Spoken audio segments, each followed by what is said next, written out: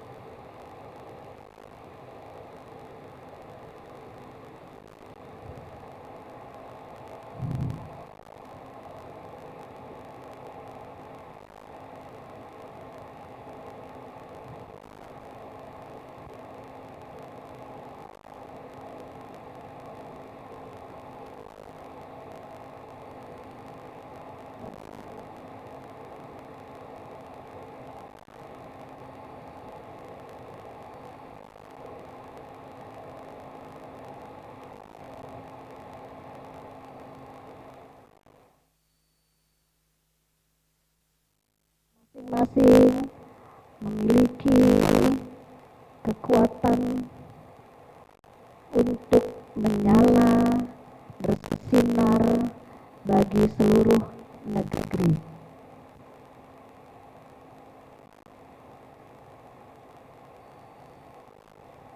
Mari bergerak dengan penuh keberanian dalam perjuangan demi pendidikan dan kebangsaan Indonesia.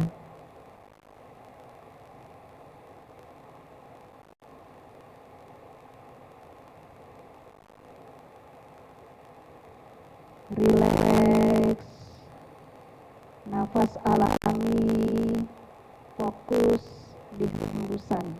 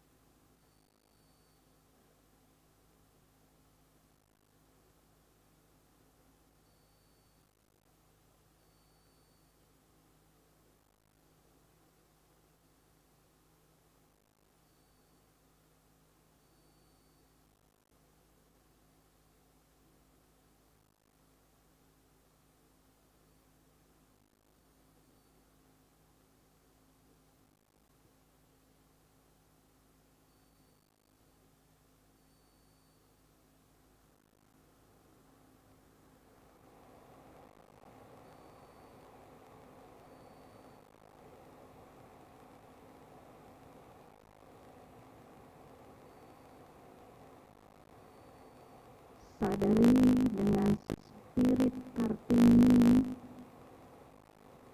dalam diam kita memiliki cahaya yang sama, memiliki kesempurnaan yang sama. Mari kita menyalakan masing-masing pencerahan diri dari purnama ke purnama.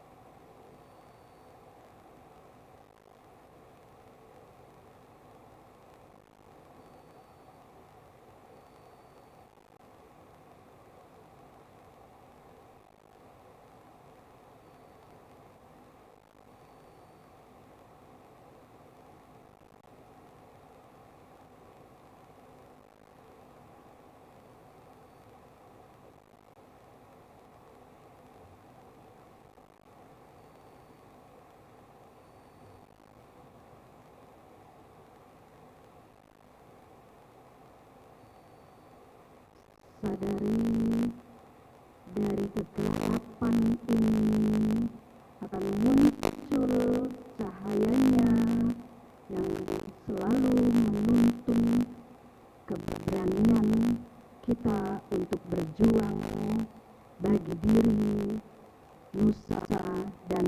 bangsa.